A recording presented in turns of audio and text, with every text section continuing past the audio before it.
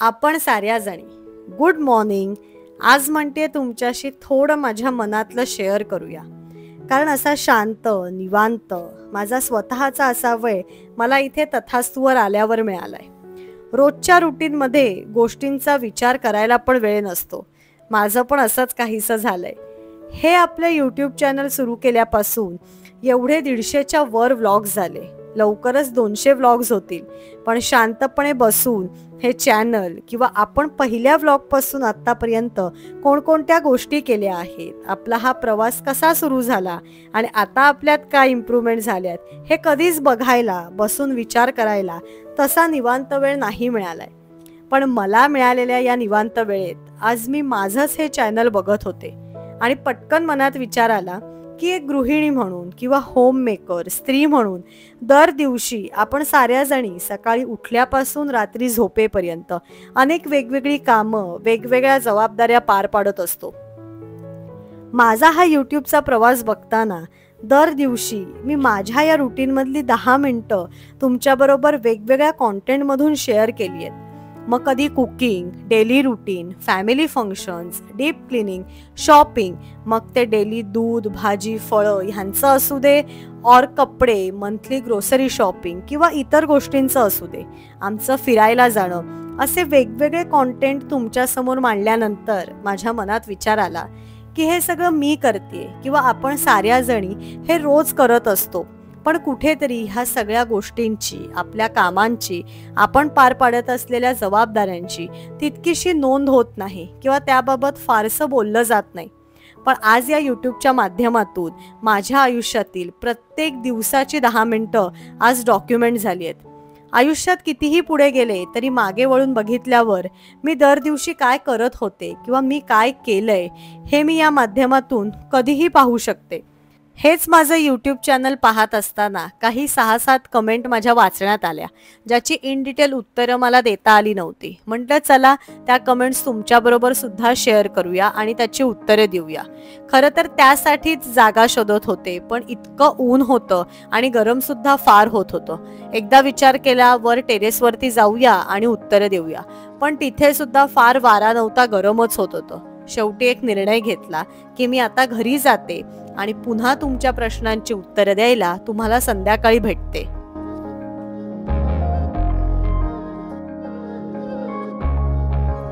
Hi hello, कसे आहात सगळे? आय होप सगळे मजेतच असाल. सो तुम्हाला सगळ्यांनाच माहिती आहे आम्ही तथास्तूला आलोत आणि छान निवांत वेळ आम्ही फॅमिलीबरोबर स्पेंड करतोय. खरं तर आपल्या शहरी जीवनामध्ये एवढ्या धकाधकीच्या जीवनात इतका निवांत वेळ असा खरंच मिळत नाही. छान मनमोकळेपणाने गप्पा, डोक्यातसुद्धा छान शांतपणे आपण विचार करू शकतो असा वेळ मला स्वतःला इंडिव्हिज्युअल आज मिळाला आहे. सो म्हटलं निसर्गाच्या सानिध्यात थोड्याशा तुमच्याशी सुद्धा गप्पा मारूया, कारण मला बरेच कमेंट्स येतात. सो जेवढं मला शक्य होतं तेवढं मी रिप्लाय करत असते. पण काही काही कमेंट्स अशा असतात की ज्यांची इन डिटेल उत्तरं कमेंट्समध्ये नाही देता येत. सो म्हटलं या माध्यमातून आज तुमच्याशी मी गप्पा मारते. तर सुरुवात करूया. खरं तर मी असे काही निवडक प्रश्न घेतले ज्याची उत्तरं मला इन डिटेल कमेंट्समध्ये नाही देता आली आहेत. सो पहिला प्रश्न आहे, प्रमिला ताई यांनी विचारला आहे मला. अंकिता, तुझ्या सासूबाई किचन आवरायला किंवा इतर कामाला मदत करताना दिसत नाहीत. त्या घरात असताना काय करत असतात? कारण तू एकटीच सगळं करत असतेस म्हणून विचारलं. एकटीनेच सगळं करायचं म्हणजे दमायला होतं. खरं तर असं नाही आहे. आम्ही आमची कामं दोघीजणी व्यवस्थित वाटून घेतलेली असतात. आता आमचा जो कॉन्टेंट आहे त्याच्यावरती सगळं डिपेंड असतं.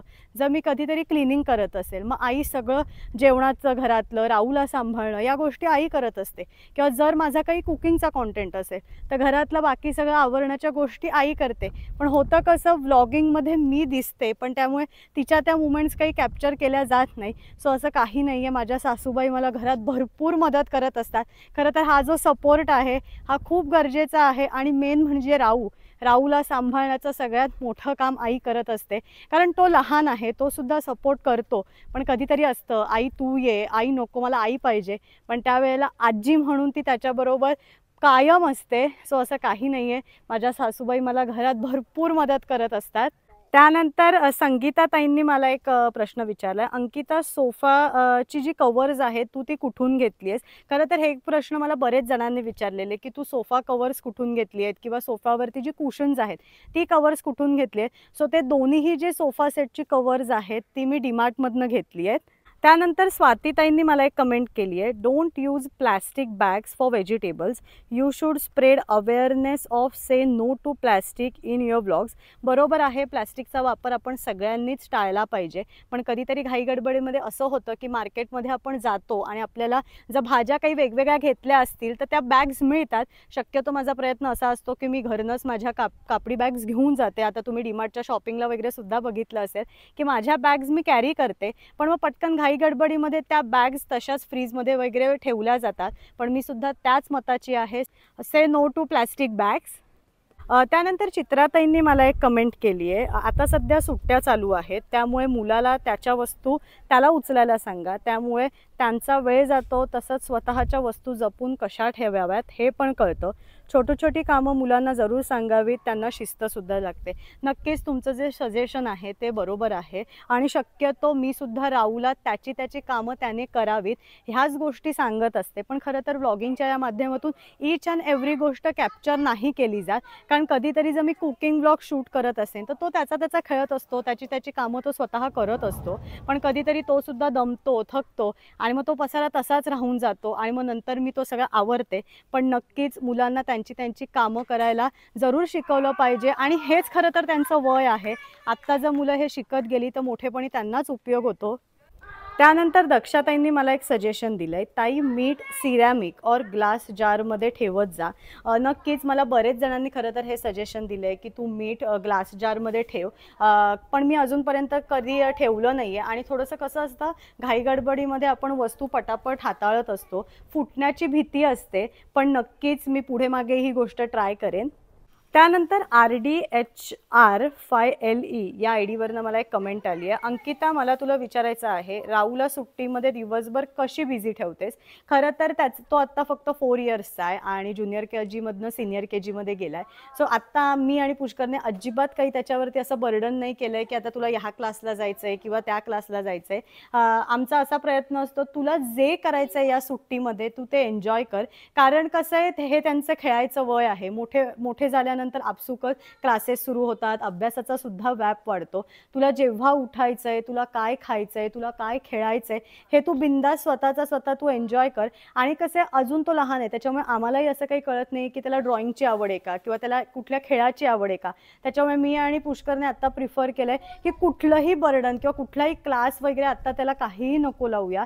आपसुकच त्यांची एक आवड ते जोपासत असतात. पुढे मागे नक्कीच आपण प्रत्येक पॅरेंट्स हा विचार करत असतो. पण शक्यतो आत्ता तरी या सुट्टीमध्ये आम्ही त्याला बिनधास्त मनमोकळेपणाने खेळायला देतो. त्यानंतर वसंत महाजन या आय डीवरनं मला एक कमेंट आली आहे, तू सगळी कामं सांगतेस पण वेळ नाही सांगत. किती वाजता डिनर होतो, लंच होतो किंवा किती वाजता तू स्वयंपाकाला लागतेस? खरं तर प्रत्येक व्लॉगमध्ये मी थोडक्यात का होईना मेन्शन करत असते की आता ब्रेकफास्टची वेळ आहे किंवा मी आता लंच करायला घेणार आहे. सो रुटीनमध्ये साधारण वेळा या ठरलेल्या असतात आपल्या प्रत्येकाच्याच. आणि ज्या व्लॉगवरती तुम्ही ही कमेंट केली आहे त्यात तर मी टू बी स्पेसिफिक असं मेन्शन केलं आहे की आता रात्रीचे 8 वाजलेत आणि मी डिनरला सुरुवात करते आणि पूर्ण व्लॉगमध्ये मी 8:15, 8:45, 10 अशा वेळासुद्धा मेन्शन केल्या आहेत की मी कुठल्या वेळेला काय कामं करते. सो तो व्लॉग तुम्ही नक्की पुन्हा एकदा जाऊन बघा. सो तुम्हाला टू बी स्पेसिफिक कळेल की मी डिनरला किती वाजता सुरुवात केली, आम्ही जेवायला किती वाजता बसलोय, मी पुढची कामं केव्हा आणि किती वाजता आवरली आहेत ते. कारण तिथे मी प्रत्येक कामांच्या खाली टेक्स्ट टाकलाय की 8 PM, 8:30 PM, 10 PM. So to be specific सगळं मी मेन्शन केलंय तिथे. त्यानंतर अंजली कुलकर्णी 8541 या आय डीवरनं मला एक कमेंट आली आहे, I just wanted to know that how you decide the content for each and every day vlogs because over daily routine remains same. खरं आहे, आपलं डेली रुटीन हे सेमच असतं, पण कसं आहे प्रत्येक रुटीनमध्ये काही ना काहीतरी प्रत्येक दिवशी एक छोटी किंवा मोठी गोष्ट आपल्या आजूबाजूला घडत असते आपल्या रुटीनमध्ये, पण तितक्या बारकाईने आपण त्या गोष्टींकडे लक्ष देत नसतो. आता उदाहरणच द्यायचं झालं तर आम्ही इथे तथास्तुला येत होतो. सो मी बॅग पॅक करत होते. माझं डेली रुटीन तेच होतं, पण वेगळं काय होतं तर मला बॅग पॅक करायची होती. मग त्या बॅग पॅकिंगमध्ये विविध गोष्टी होत्या.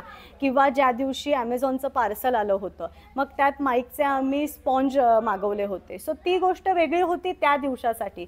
सो आपण इतक्या बारकाईने कधी लक्ष देत नसतो. आणि जर आपण खरंच आहे प्रत्येकाने जर त्या दृष्टिकोनातनं लक्ष दिलं तर आपल्या आजूबाजूला नक्कीच छोट्या मोठ्या गोष्टी घडत असतात. त्यानंतर ज्या दिवशी आमची ट्रॉली खराब झाली होती आणि ती रिपेअर झाली, सो माझं रुटीन तेच होतं, पण माझी ट्रॉली छान नीट झाली होती. आणि जर त्या पॉईंट ऑफ व्ह्यूने जर आपण बघितलं तर नक्कीच आपल्या रुटीनमध्ये काही ना काहीतरी वेगळी गोष्ट घडत असते. आणि मग त्या गोष्टीचा कंटेंट म्हणून मी माझ्या व्लॉग्समध्ये वापर करत असते. पुढचा एक कॉमन प्रश्न मला खूप जणींनी विचारला होता, ते म्हणजे ज्वारीचे अप्पे मी ज्या दिवशी दाखवले होते त्यावर, की अंकिता तू इनो किंवा बेकिंग सोडा नाही वापरत का? तर शक्यतो इनो आणि बेकिंग सोडा आमच्याकडे फार करून कोणालाच आवडत नाही, त्याच्यामुळे मी त्याचा वापर टाळते. आणि तुम्ही बघितलं असेल विदाऊट बेकिंग सोडा किंवा इनोसुद्धा अप्पे छान फुलले होते. पण जर कधीतरी अगदीच वाटलं तर मी त्याचा उपयोगसुद्धा करते. सो अशा प्रकारे काही ज्या निवडक कमेंट्स होत्या ज्याची उत्तर मला इन डिटेल कमेंट सेक्शनमध्ये नाही देता येत, सो त्याची उत्तरं मी आज छान या निसर्गाच्या सानिध्यात तुम्हाला दिलेली आहेत. आणि बाकी हे काही प्रश्न सोडले तर मला खूप छान छान ॲप्रिसिएशन सजेशन्स तुम्ही आत्तापर्यंतच्या व्लॉग्सवर दिलेली आहेत. त्या सगळ्यांना थँक्यू. असेच डेली व्लॉग्स तुम्ही बघत राहा. आणि आज हा व्लॉग इथेच थांबवते. भेटूया माझ्या नेक्स्ट व्लॉगमध्ये. See you again.